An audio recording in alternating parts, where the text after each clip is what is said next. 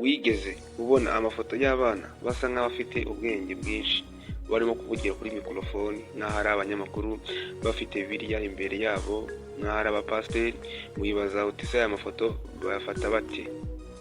Izi ni ifoto zakozwe n'ubwenge bw'ubukorano nka ChatGPT hamwe na DALL AI cyangwa n'izindi AI zishobora gukora amafoto y'abana, abantu cyangwa ibintu uko ubishaka.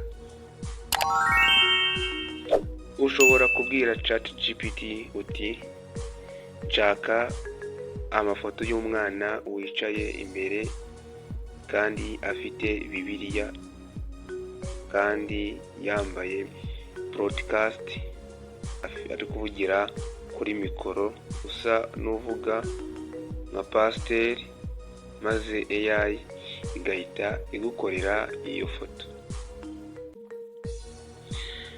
Dore uko bikorwa tudatinze cyane. Ino video ni Ngomba Kuba Ntoya.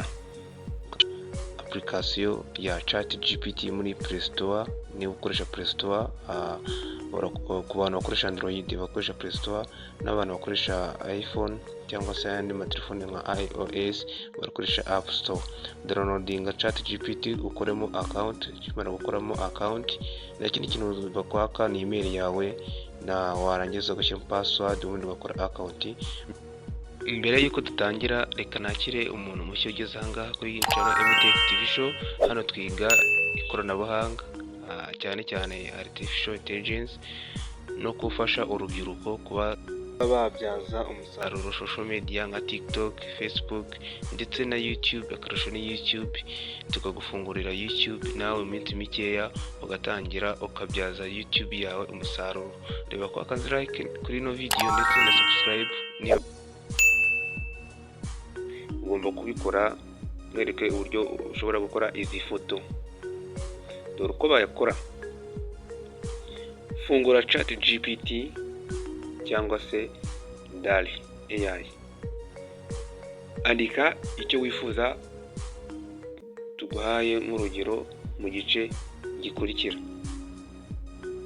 Hitamo style uko ushaka kuba yambaye, aha hariho n'ibindi. Ushobora gukoresha urugero nkuru nka gutya, wenda example: a baby boy sitting in front of a microphone and a whole Bible, wearing dark blue sheet, speaking like pastor, professional studio lighting.